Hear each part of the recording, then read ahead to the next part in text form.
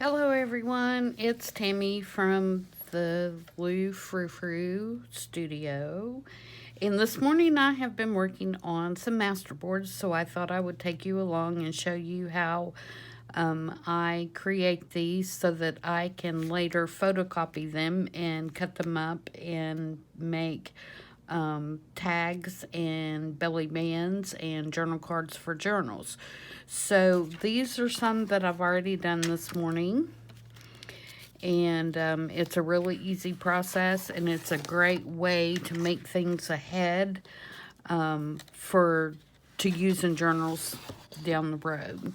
So I'm going to walk you through one really quick, and I think I'll do one kind of like this that has some stamping and also some,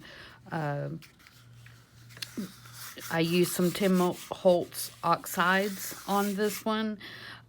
So we'll go through it, and then I'll show you how I cut them up and decorate them. So I hope you enjoy this video. If you do, please leave me a like, and if you haven't already, please subscribe to my channel. I'm going to try to start doing tutorials regularly, and hopefully I can help beginning journalers, or even if you're not a beginner, share my ideas and give you some inspiration to do something different. I know that I get a lot of my inspiration from watching videos, and so I hope I can do the same for someone else. So let's get started. Basically, I just start with a 8.5 by 11 piece of cardstock. I do want it to be a little heavier, just so it'll hold up to the papers. Some of the papers that I use, this one for example, are very fragile because they are old and vintage. And so I just like to, for it to have a more stable background. So, really, I don't have any rhyme or reason for this. I just pull a bunch of neutrals out of my little neutral box that I keep all my little scraps in. I usually do rip everything. I do try to keep them kind of rectangular shaped, but I'm not necessarily worried about having straight edges. I find it's easier to use a glue stick for this part, especially since I'm going to use a photocopy of it, and I apply the glue stick directly to the cardstock rather than trying to put it on every little piece of individual paper, which drives me crazy. And then basically I just apply it to the paper, and like I said, I don't think a lot about this part.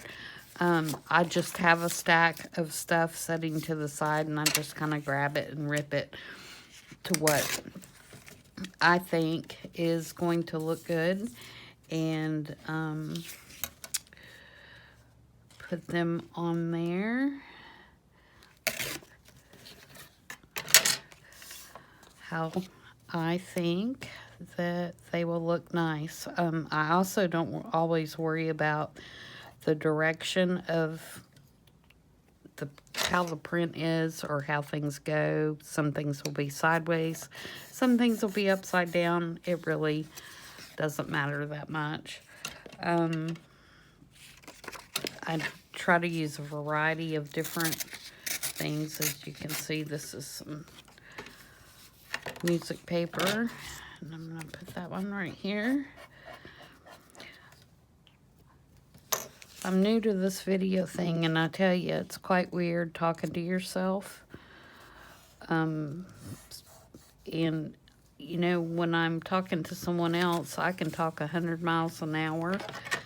And something happens when this camera goes on that I can't remember words. I can't get them out. It's craziness. But I am trying to improve and get better at it, so I hope that you can bear with me while I'm going through this process of learning. I prefer these kind of glue sticks.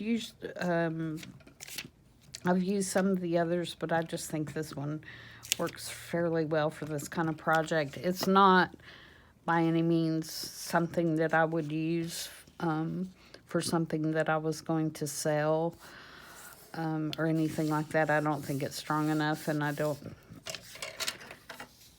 trust it, I guess. But for something like this, that I'm going to make a photocopy of, I think it's excellent for holding everything down. And I'm sure it is fine. It's just that kind of thing when you're going to sell something, you want to make sure that it arrives in the best shape possible and will last forever. And I'm just not confident enough in that glue to think that it's going to last. So, let's see here. It's perfectly fine to use just plain old pieces too. Everything doesn't have to have a print. I work on intersections a lot. The way the intersections look on the paper bother me. If they're not even or they look kind of out of whack, I'll go back in and put a piece of paper in to make that look a little different. Some of these are tea-dyed papers, just cut-offs or scraps. This was a piece of actually very old ledger paper that kind of ran when it was tea-dyed, but I don't mind that. Kind of like it actually, and I hope I'm staying in frame. Some of you are probably yelling at the camera right now or at your computer because I'm not staying in frame and you can't see what I'm doing. I'm sorry if that's the case. This is from an old shorthand instruction book. You guys remember shorthand when you were in school? Unfortunately, I am old enough to remember that. Found that at a thrift store. A lot of my books, I go to the thrift store. I go quite regularly to check out and see what they have. I found that shorthand book there. I've also found like an old typing manual. Some really interesting books every once in a while that have great pictures in them for a couple of dollars. I know our thrift stores hardbacks are $1.99. And then if you buy like, you can buy like 5 for $5 or something like that. So it's a great place to go. Some of my other books, we have a pretty good antique mall here that has several vendors, and there's a really good book vendor in there, and I say it's a he, it could be a she, a great collection of books that are in a foreign language. And so like this particular book here, which is in German, I got that there. This one was a Greek dictionary. And so occasionally I can find something there that's not outrageous that I can use in journals.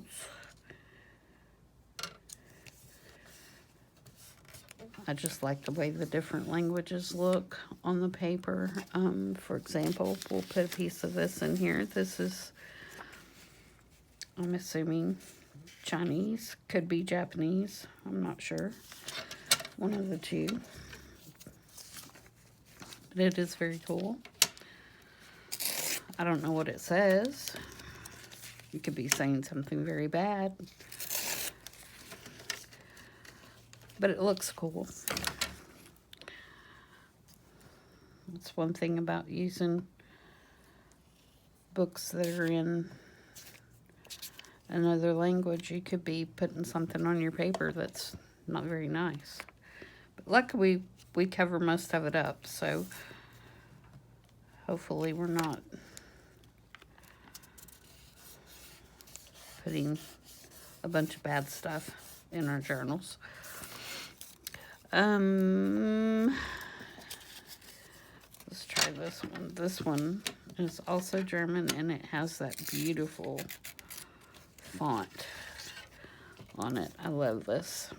And I think I'm going to put that like right here. And then as you can see, some of the papers I will layer on top of each other because simply I don't like the way that looks right there. The way that joins together. And so I'm going to put this here and give it a better look in my mind. You also notice that I kind of varied colors that are next to each other so that we don't have all the same color paper in the same area, because I think once you start cutting it up, it looks better to have varying colors on each of your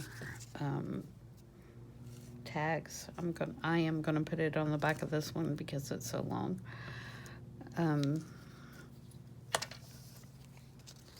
Yeah, vary the colors of your papers and the styles. You'll get a better result once you cut it up. And also vary your sizes. You know, don't worry about trying to make it to everything's the same size and everything's even, and because you're going to take away all your interest. And you know, part of the fun of doing these is the interesting looks that you get once it's together and you get it all cut up. Some of these are like, this is a Tim Holtz scrap, but it does have neutral colors, and so that's why it's in my neutral bin. I just have a box, and anytime I have a little scrap that's I consider a neutral color, I throw it in there. And it's great for this kind of thing, and it's also great for getting rid of your scraps to make a masterboard. It's a great use of the little bits and pieces.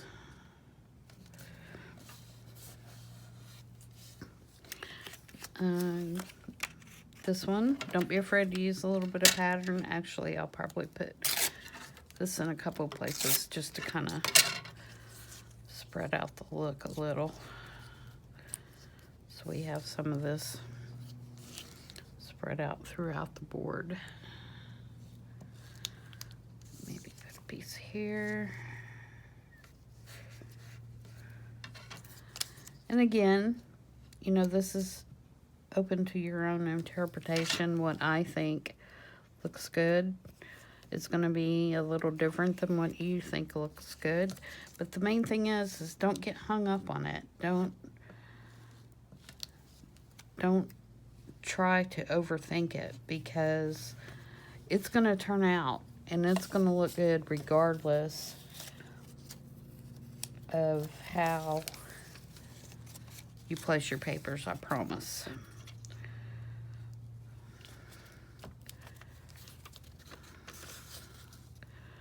That one doesn't, I'm going to use that side. It's another German piece of the German book.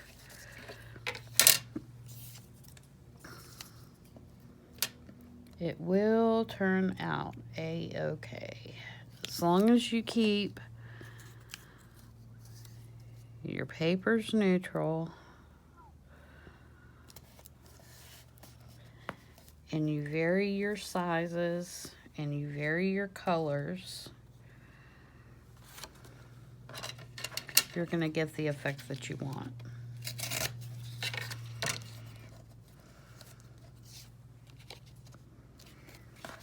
So I hope everybody is doing good today. My better half is outside mowing the grass, so if you can hear the lawnmower, I do apologize for that. But it's supposed to rain tomorrow, I believe. So he is trying to get that done today. Tomorrow's Mother's Day. So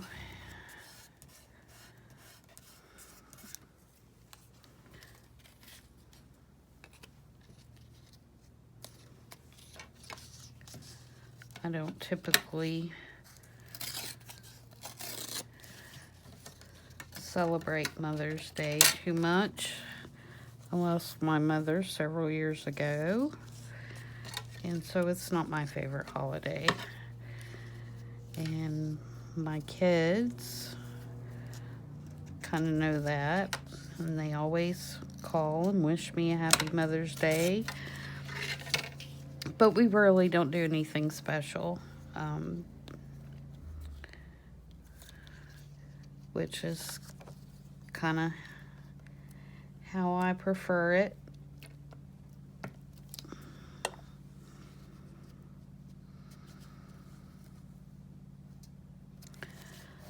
Okay.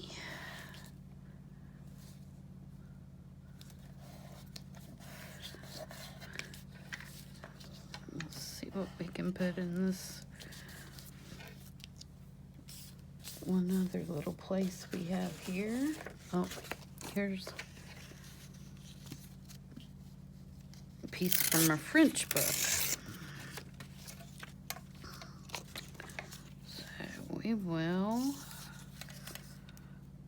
try that. If you don't have one of these little tearing rulers, they're awesome. They kind of keep you from having to cut everything. And they make this nice little edge. This one's from We Are Memory Keepers. I think I got it at Joann's. Of course, when it was on sale, and I could use a coupon for it. But they do run them on sale quite often. I highly recommend, I mean, I'm sure there are other companies that make them, but I highly recommend you having one.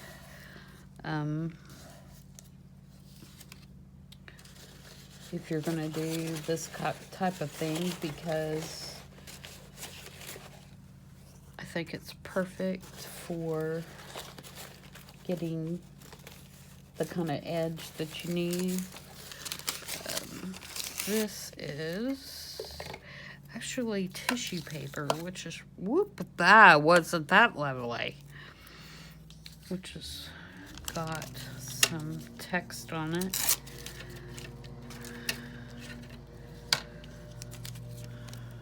You can use vellum on these. You can use tissue paper, napkins, whatever you like.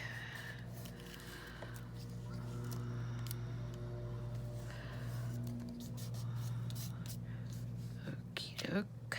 Alright, let's see if they're... I use some of this to take care of some of these areas that make me unhappy. Also remember that you can use the same thing in more than one spot, because you're going to be cutting them up into, you know, the size of tags or journal cards or stuff like that. So it's not like you know, you're not going to be sectioning this off. So it's perfectly fine to use the same type of paper, you know, in 2 or 3 places. And in fact, you know, I would recommend doing that, because I think as an overall board, it will give you, it'll tie it together better.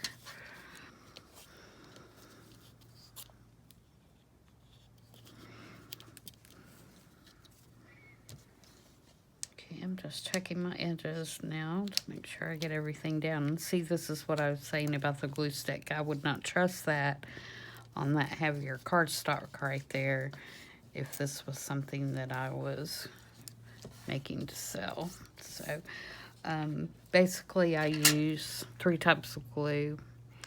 I think I started to say that earlier and got distracted. I use the Elmer's glue stick. I use Beacon's 3-in-1 glue. This is for anything that I want to adhere very quickly. Also, anything that's fabric or is like one media to another, metal to paper, anything like that. And then, of course, I use the art glitter glue. And I use, this is a wet glue, of course, but it does have a very quick drying time. And this little metal tip is excellent for detail work, but you do have to keep this pin down in here. I lost the one that came with it, and so I found these. I can't get it down in there now. See, I've set it without it in there, and it's dried up on the end. But I found these stainless steel stick pins at Hobby Lobby, and they have a cute little button on the top of it, and that's what I use. It's a little bit, with that little bit bigger top, I find that I don't lose it as often as I was the one with the little ball on the end. A lot of people like to use the little dangles, charms, glue charms,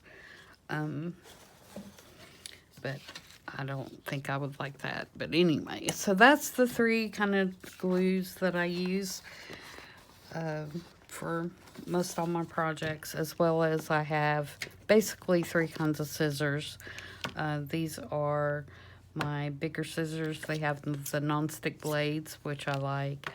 My Tim Holtz scissors, which are pretty much my go-to unless I'm cutting something big, and then I'll use these. And then I have these little We Are Memory Keeper scissors, and I use these for fussy cutting because they are great scissors for cutting out little details. So that is that. Now I'm going to trim this up, and then I'm going to put you on pause and go make a photocopy, and then we're going to take it over to my work area where I work with my distress inks and alcohol inks, and we will put some color on this puppy. So I'll be back.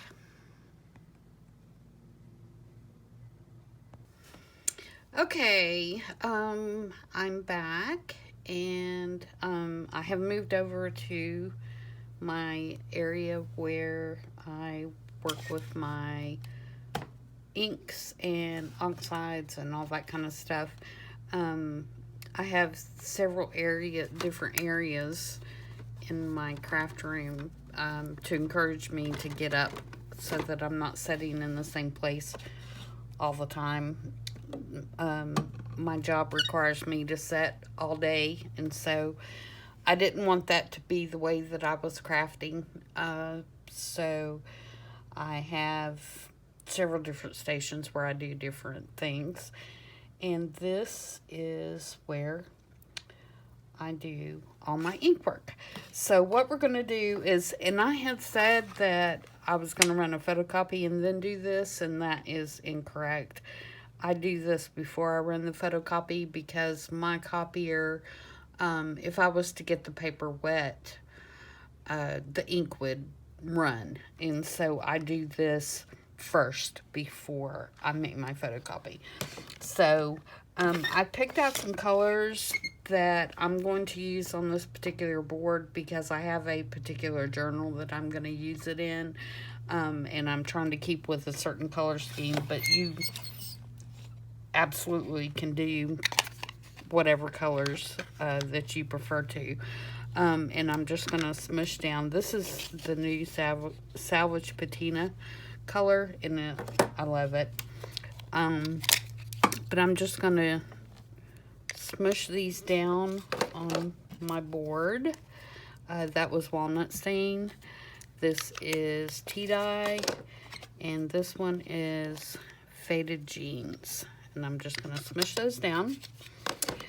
And then I'm going to give them some squirts. And give that a minute to kind of just separate and run a little bit. And these are the oxides, not the inks. You could use the inks as well, but if you use the inks,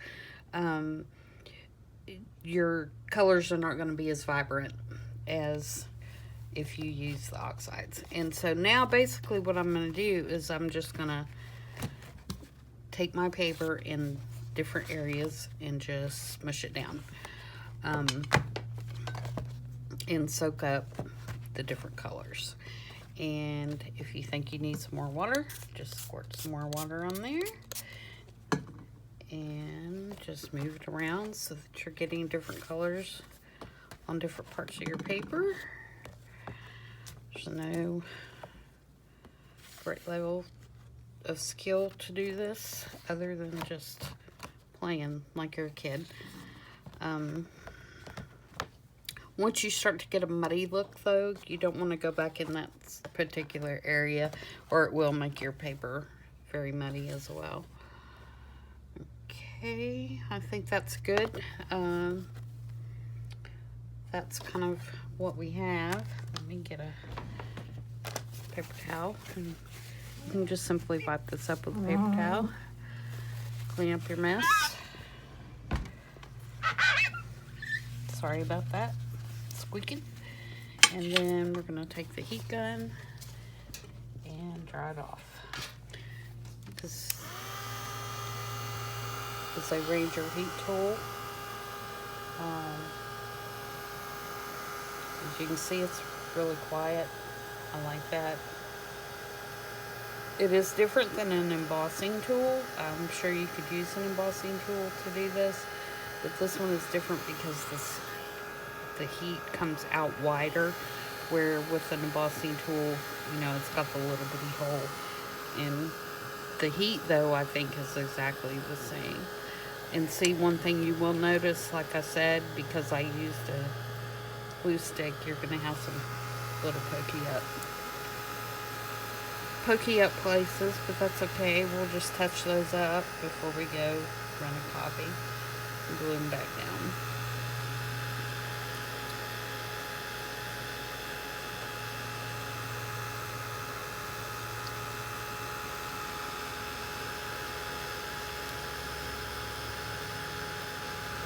Another thing that you can do that I did on one of the others is you could now use a stamp if you wanted, or a stencil.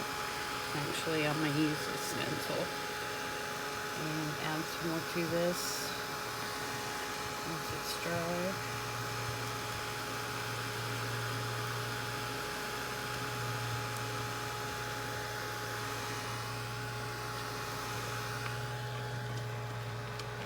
This will take a second to dry, not too bad.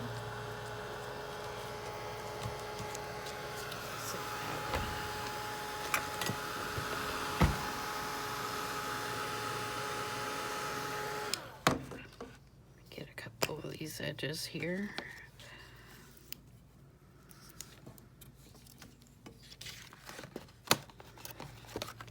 They're sticking up a little bit. Again, it's not a huge deal because we are going to be working with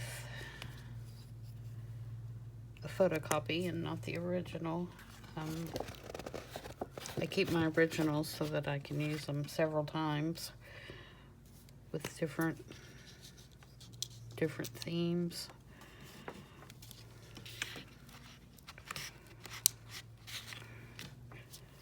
Okay, let's see. I'm going to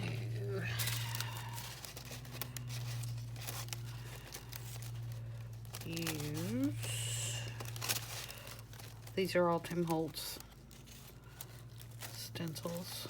I'm going to use one of my favorite ones, this one, which looks like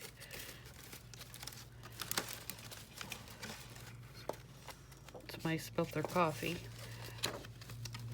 It is called Splatters. And I'm going to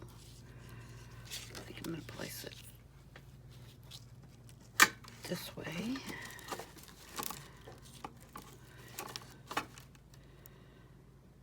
Want it that way?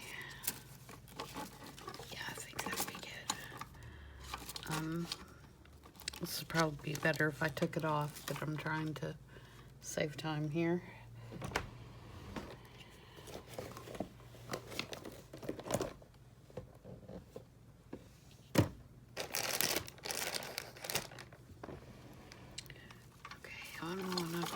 My blending brush is on my other table. I'll be right back.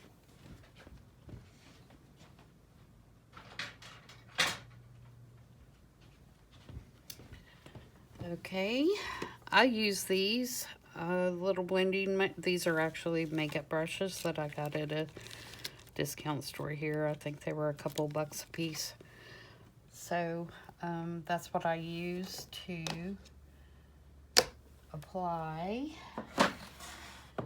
And I think for this one, I am going to use Vintage Photo Oxide. Actually, I'm not. I'm going to use ink.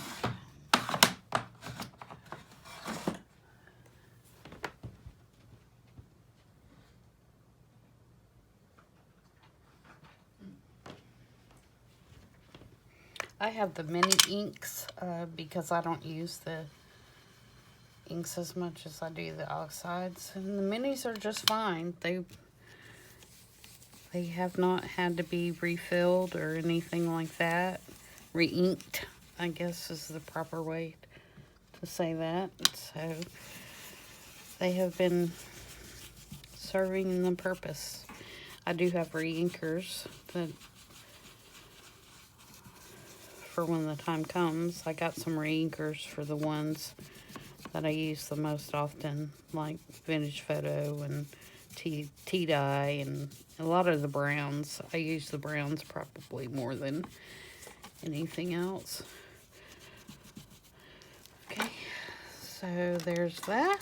See, that just adds a little bit of depth and interest. And I'm also going to use, I like these dots. So I'm going to put some dots in various places. Again, I'm not sure if I was on screen, but you just rub the brush on the ink pad and then go through the stencil. Now don't worry about doing the whole stencil everywhere. You want to be random.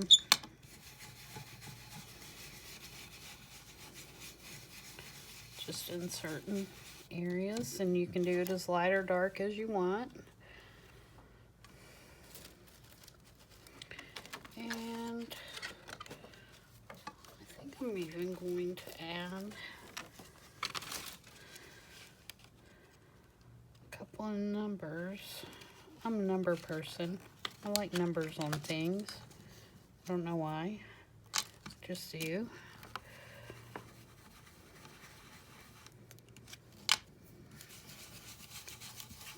How this works. There's no method to my madness, really. Just do it. If I don't like it, I cover it up. I mean, there is no failure, really, in junk journaling. Because there's just so many different things that you can do to make it better, or make it so that you like it better, or whatever. And then let's do, just to get something over in that other corner, let's do this grid. See how that looks. Just a little bit.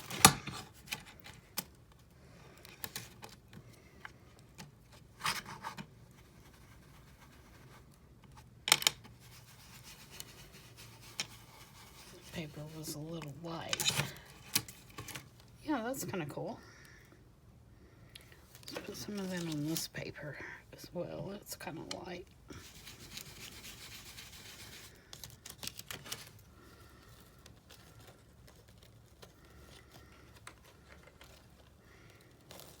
Okay, yeah, I think I'm happy with that. So now I'm going to really go and make a photocopy, and we'll be right back.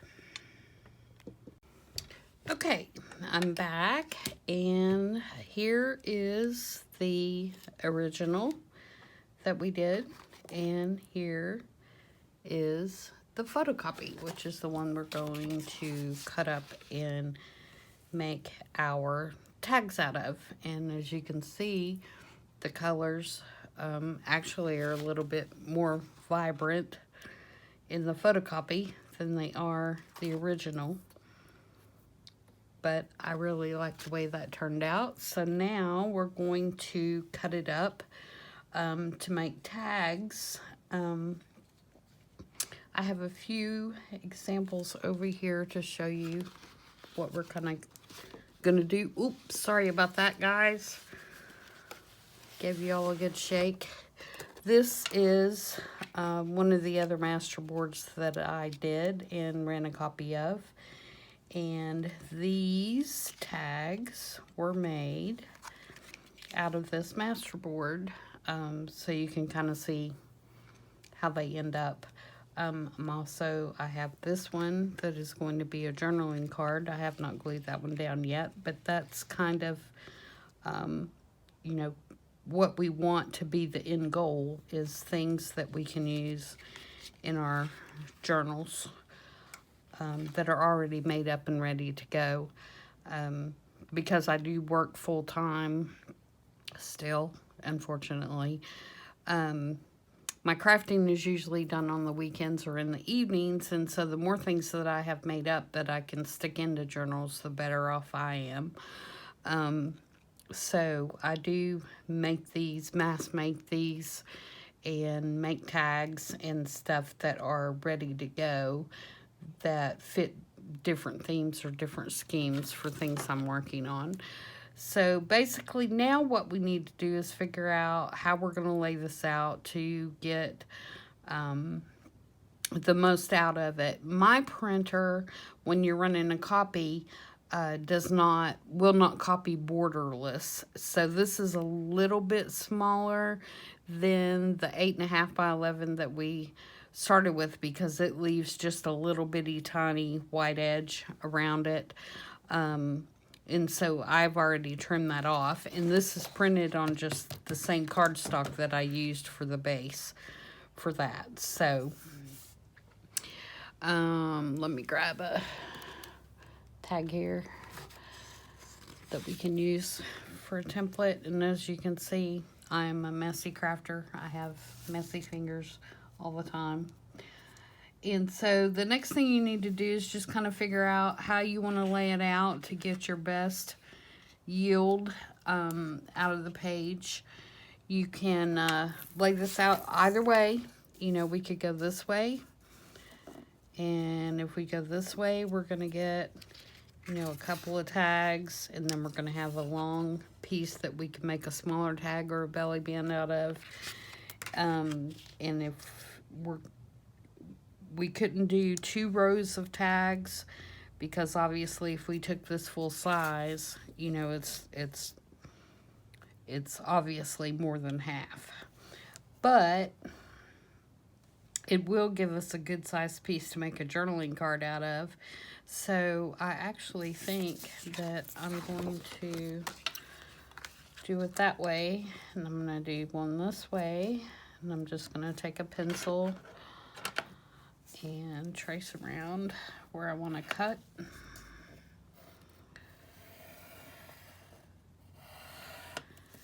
And place it right next to the others. If you like the masterboard idea but don't want to fiddle with the masterboard, I am going to list all my originals as downloadable on my shop page, which I will link in the description box for you guys. And you can download these and use them to make your own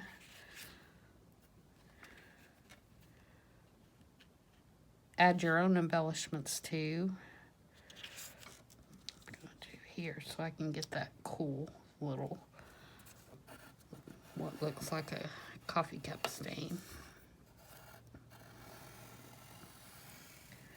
And again, you can lay these out however, oops, I forgot the hole, however you like. But keep your scraps because you can use those for something else. I'm going to use my big scissors and cut these out.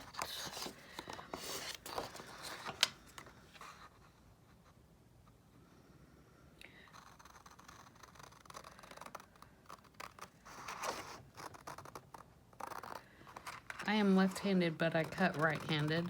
I was watching a video last night, and the girl was left-handed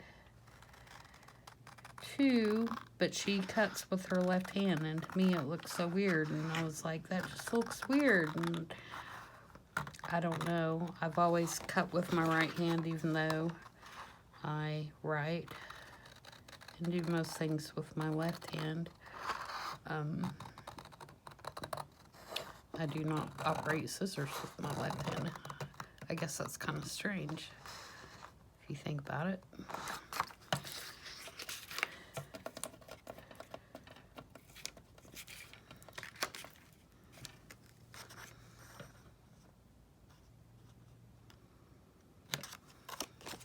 Okay. Am I in frame here? Sorry guys, really am trying to learn how to do this camera thing.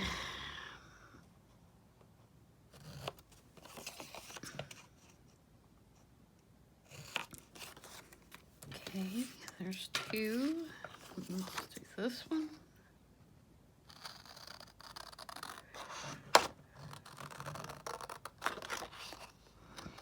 I guess I learned to cut right-handed because when I was growing up, there was no such thing really as left-handed scissors. And so I was always having to turn the scissors upside down.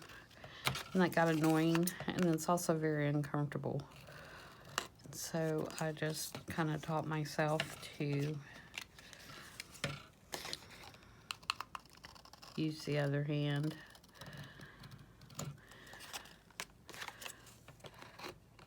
But all I'm doing here is squaring up the leftover pieces so that I can use those for something else. For example, this piece would be fine for a belly band for a smaller journal. These could be smaller tags or even a pocket. That would make a cute pocket. And again, this one could be a smaller tag. So don't throw your little scrap pieces away because they can be used as well. All right, so let's poke a hole.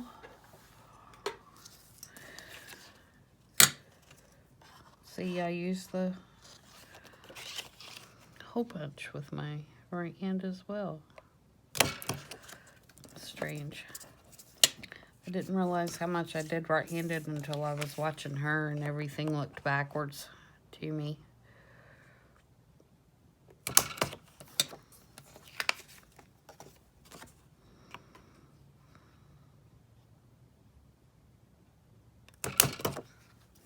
Alright, so we have 3 tags that we can work on there, and then a couple of little smaller pieces that we can incorporate into our journal some way to kind of tie it all together.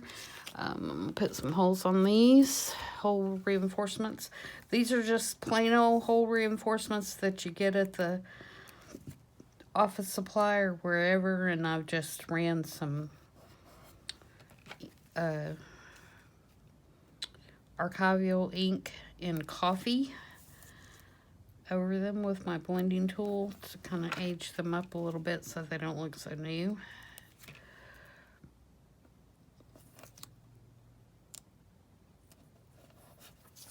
I'm going to trim this little white edge. I didn't get all the white edge off this one, so I'm going to trim it just a tad.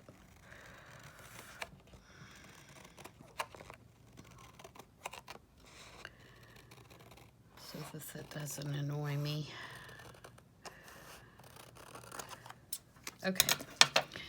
Now, I'm going to ink up the edges. Again, I use archival and coffee for my edges. I like them to be a little darker than what Vintage Photo does. So, just use a blending tool. Ink them up real quick. Let's see what a difference that makes. You're like, yeah, right. You can't even tell. But you can. You may not be able to on the camera. If you have any little white spots that you think are too white, you can kind of hit them with that and it'll dull them right down so they're not so stark.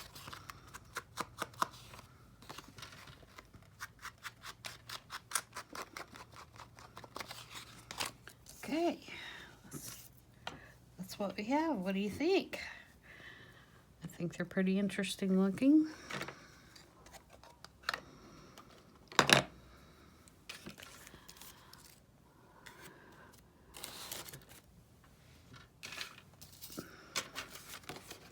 Square space here. Now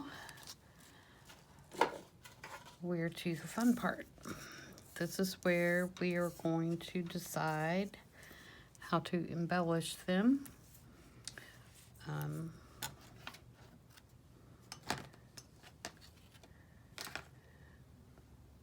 Let's see.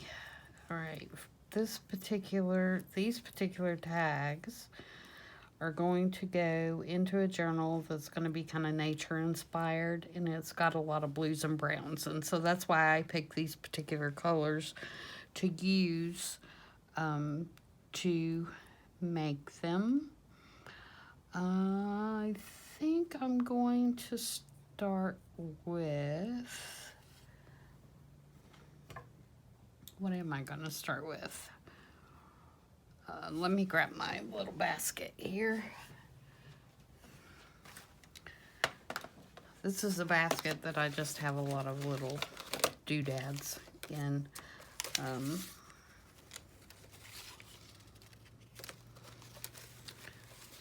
Some little printables that I've printed. Oh, I kind of like that bee.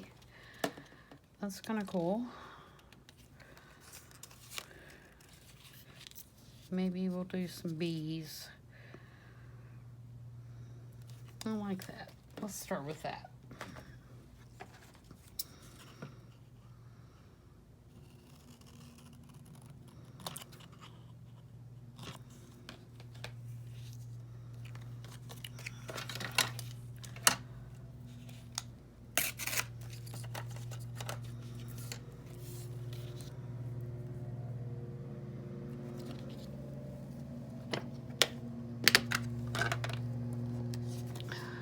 There's a couple of rules that I use, or I try to use, when I'm laying something out,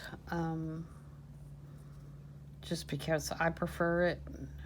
I don't know that there's any kind of written rule for how you lay things out, but I prefer things in odd numbers, so I tend to work in, ones, threes, fives, like that. And I try to do color focal points in the shapes of triangles, just because visually I think that looks better. So other than that, I really do not have any kind of system other than what I think may look good. And just trying to layer different things together to make it visually interesting. Let's see, what else do I have in here? I don't think I have any yellow flowers in here. Butterflies. Oh, there's the yellow. No, that didn't work.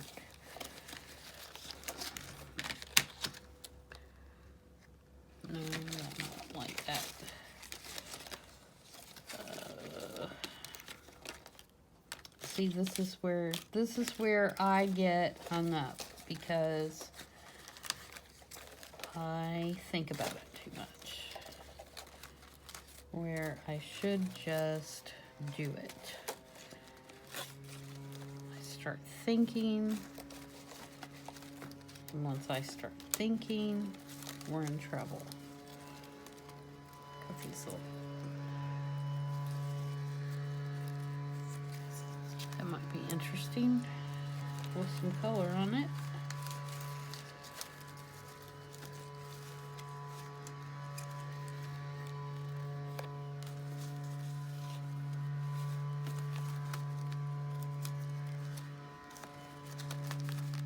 I'm just going through and looking for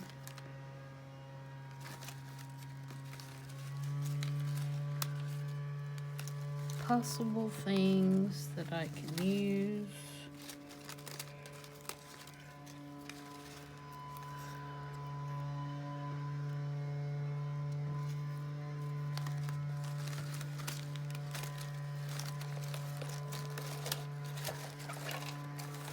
I don't think I have any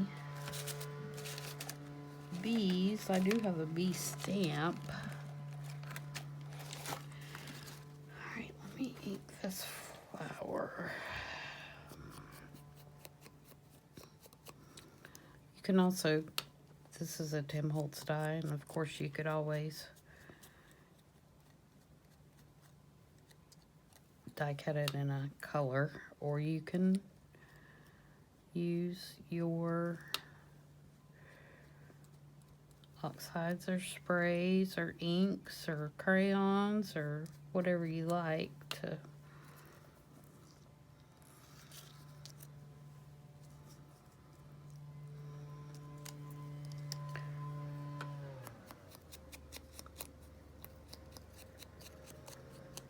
kind of give it a different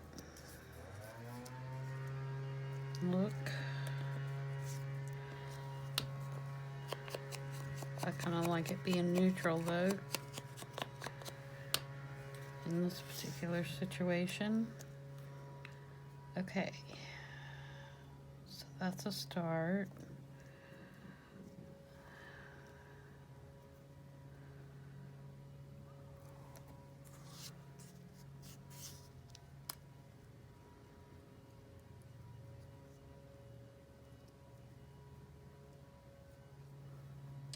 Let's see, I'm trying to find things that I have within a arm's reach here, so I don't have to go traipsing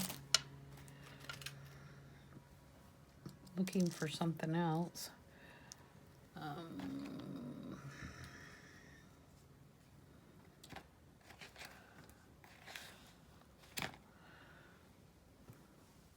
Do.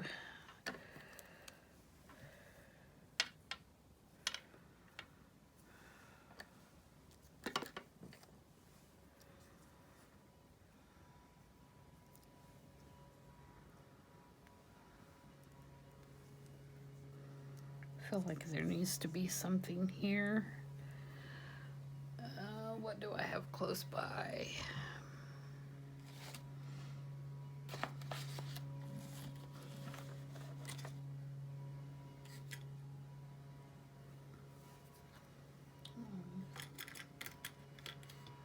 Couple more buttons.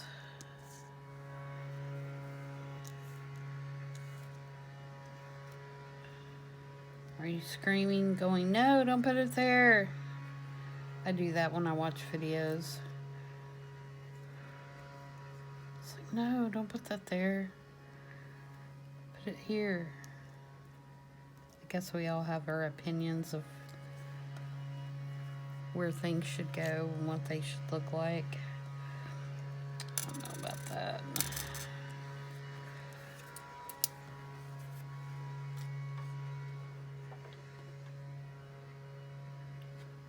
What else do I have?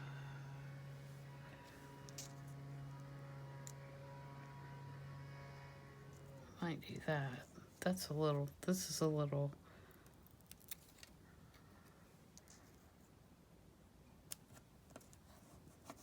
rub on. Where's my little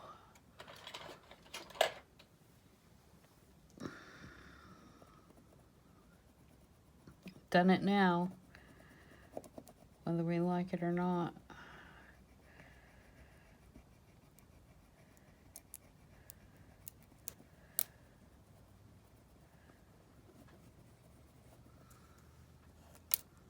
Yeah, I like that. That just kind of fills up that space a little bit.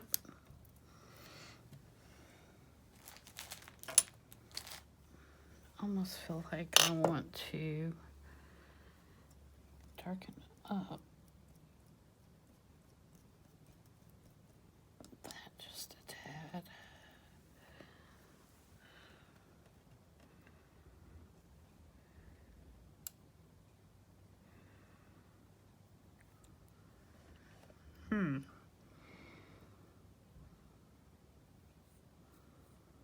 You know what? I may go and grab a couple of crayons and make this kind of mimic this a little bit.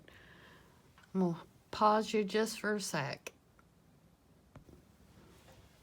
Okay, I'm back, and I grabbed a couple of crayons.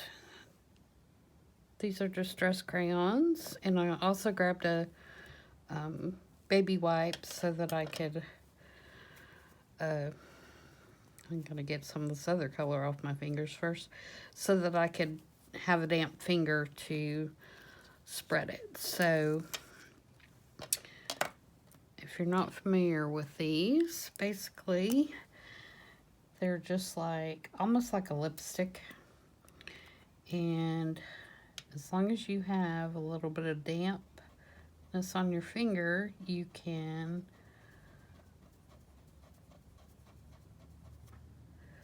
blend them out to be whatever you like.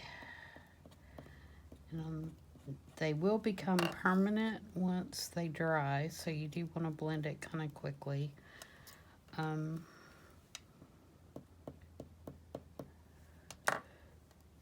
But as you can see, they blend really nicely.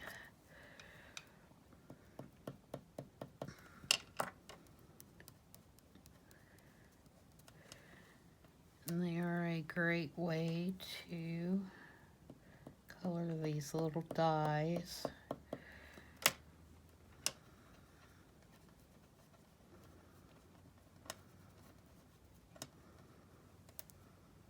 And I'm not going to do the stem green because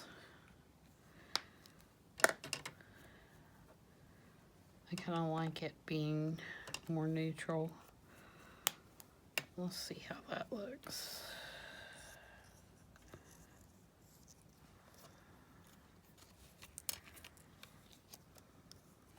Oh yeah, I like that.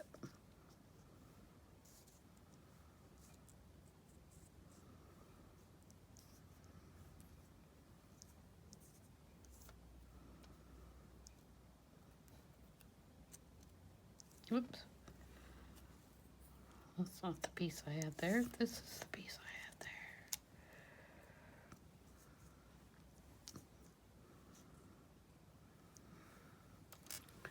I thought I had some cheesecloth nearby, but I guess not.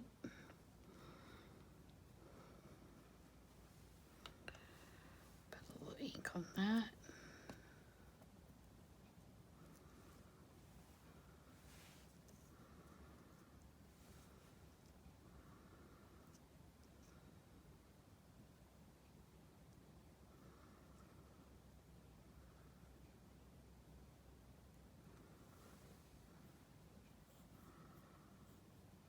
What do you think?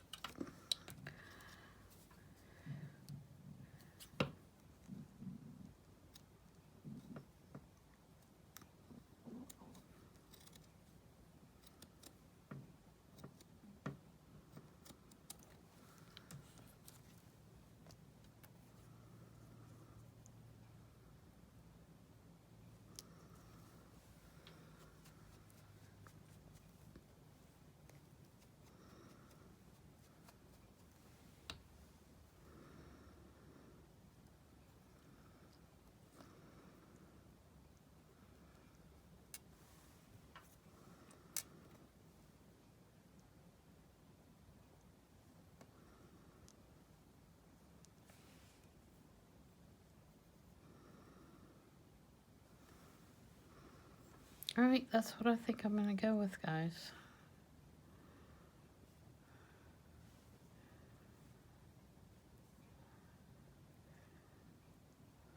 We'll get this glued down and then we'll add sentiment.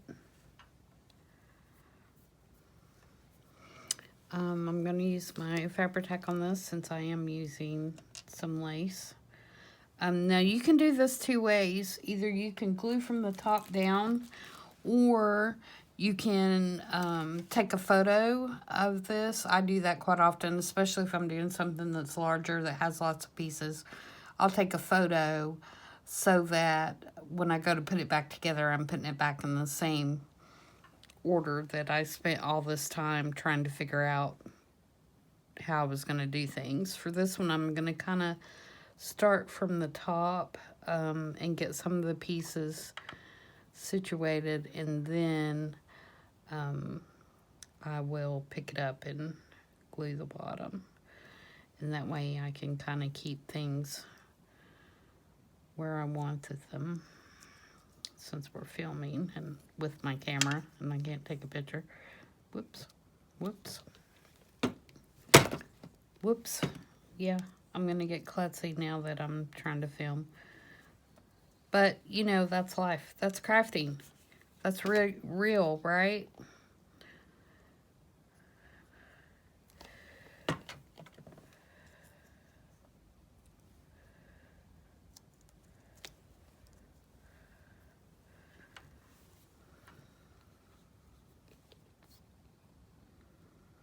Fabri-Tac's great for, or 3-in-1, whichever you want to call it, is great for gluing down laces and things like that. And buttons. I'm gonna make some buttons later today using paper from a video that I watched. I'm really anxious to see if I can do it. The purpose is, I guess, so they're flatter and they don't take up so much bulk in your journals. So when you put them on the pages, you don't have the issue of it being so thick. And the video I watched, she used just book pages to do it, and some glossy, what is that called? Glossy something. But I think I'm going to try it. Glossy Accents, that's it. But I think I'm going to try it with Tim Holtz Distress Glazes and see if I can't get a good look using those, because they are translucent. And I probably should have used my glitter glue on this with a smaller point, but we did it already, so I'm not going to worry about it. And I want this to be kind of up in that blue area. I think that blue and yellow looks really good together.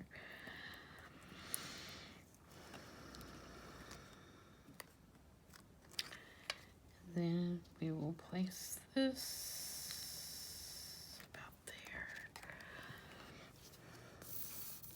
So I hope you're enjoying this and I'm not boring you to death. Please let me know in the comments if there's something you would like to see in future videos. And I will be glad to do that for you.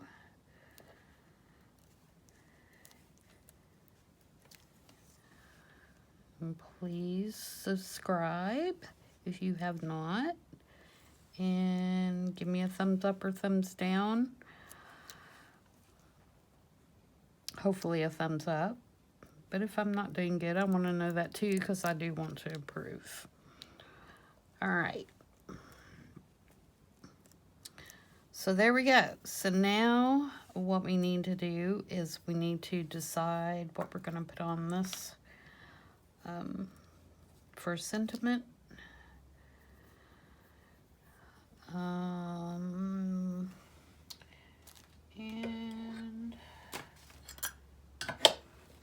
let's see what we have. These are Tim Holtz Small Talk. They're just little stickers.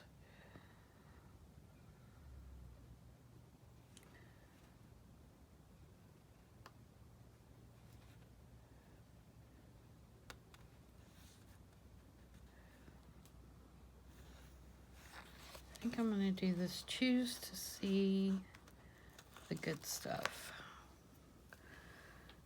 Again, I'm going to ink it up. We all need to choose to see the good things with all that's going on right now.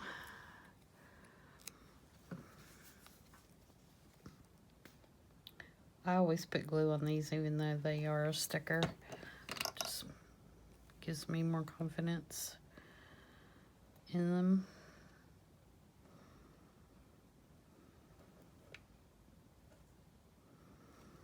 I think I'm going to go there. All right, and lastly, we're going to put a ribbon on the top. And I used crinkle ribbon, and since we are trying to create the color tie-in, I think I'm going to go with a gold or yellow. That's too yellow. Let's see, do I have kind of a goldy? What about this one? Yeah, I like that. And basically what I do is I cut one strip, and then I'll cut two strips.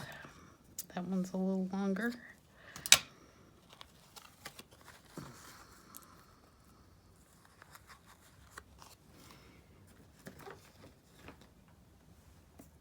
Okay, I'm gonna put the one strip through here, like so. And I take these and I just wrap them back and forth so that I have two on each side.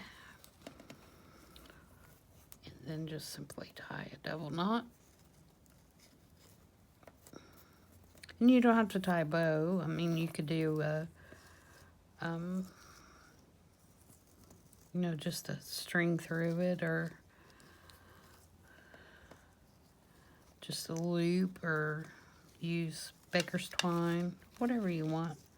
It's not critical. I just like the way the bows look. Obviously, if you're going to have a really thick journal, you're not going to be able to use a lot of bow-looking things, but... And I saved these little scraps to put on cards or tags or whatever to use in my embellishments. There we go. So that's how we go from this to this. And I'll continue to work on those until I have done them all, and then I will use them in my journals down the road. So I hope you have enjoyed watching, and hopefully I'll see you in the next video. Thanks. I just wanted to do a quick follow-up and show you the tags after they were complete. This is a couple hours later from when I finished my last one, but I did want you to see what I ended up with. So these are the two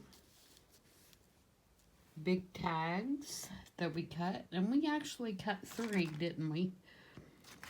I may not have, oh, I did the one I did the one on screen. That's what it is. So here are the 3 tags. And then with one little scrap piece, I made a little pocket that can be placed in the journal, and it has just some stuff stuffed down in there. And I made a belly band, which I'll use in a journal, and then you'll be able to tuck things behind that once that's in. And then with the last little piece, I made this little tag, which I think turned out really cute as well. So just wanted to show you how everything ended up, and I'm quite pleased with it. And I hope you guys all have some fun making your own masterboards. Thanks.